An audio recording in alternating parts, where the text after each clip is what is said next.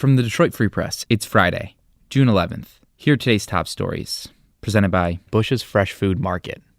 Calling all foodies, Bush's is hiring. Are you passionate about food, looking for growth, development, and excellent wages? Come grow with Bush's and apply online at bush's.com/join-our-team. That's Bush's, BUSCHS.com/join-our-team. I'm David Jesse, the higher education reporter for the Detroit Free Press.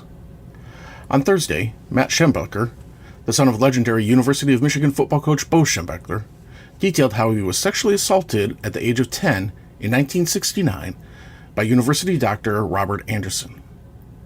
In a press conference, Matt said he went to Anderson for a sports physical and was assaulted.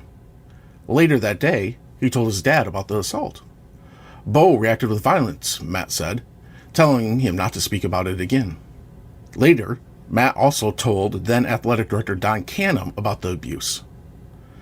But nothing happened to Anderson, who continued to work with the football program until 2002.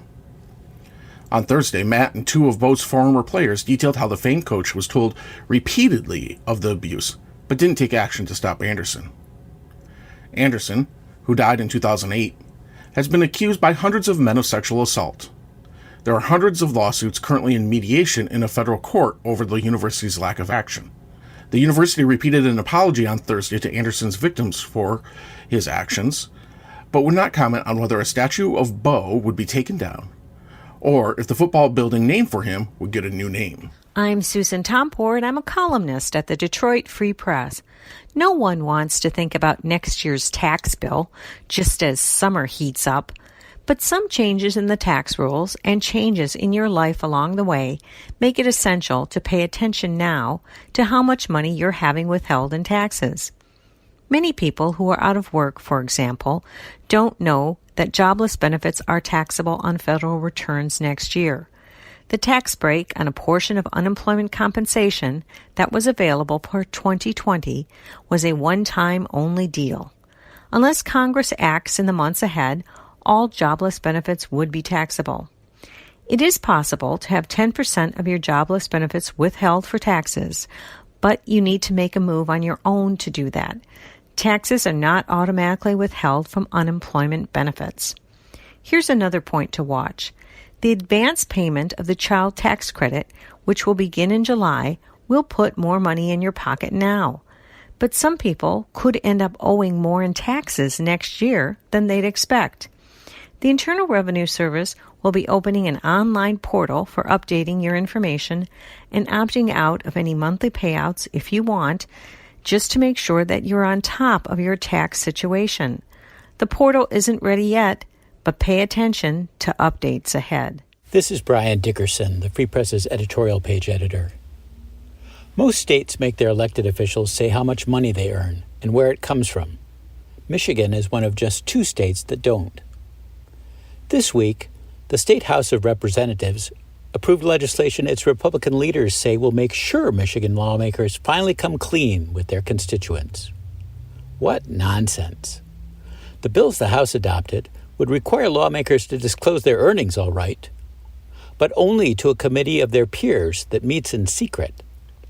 And either the House Speaker or the Senate Majority Leader could remove any ethics committee member who started asking embarrassing questions about another legislator's conduct. A bipartisan group of 60 legislators has a better idea. Make Michigan lawmakers disclose the source of their earnings to voters. You know, the way members of Congress and legislators in almost every other state have to. If state senators adopt this turkey, Governor Gretchen Whitmer should veto it and demand that Republicans send her a real disclosure bill. I'm Sue Solaski, Detroit Free Press food writer.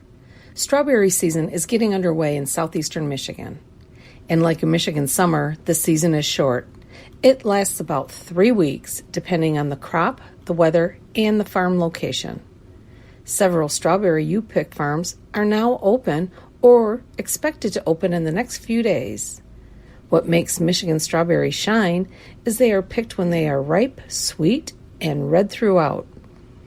At Whitaker's Berry Farm in Ida, the owners say the heat is moving the strawberries along nicely, and they expect a tremendous crop this season. Keep in mind that strawberry picking depends on the weather. Also, some farms get picked out and will close a few days to allow the berries to ripen. It's best to call ahead for picking conditions and availability. Some places offer containers and others allow you to bring your own containers. Most strawberries are sold by the pound or the quart. For a list of strawberry you-pick farms with a map, go to freep.com. For more stories from the Detroit Free Press, be sure to check out freep.com. That's FREEP.com. If you're a fan and want to support our quality local journalism, subscribe. Go to freep.com/special offer.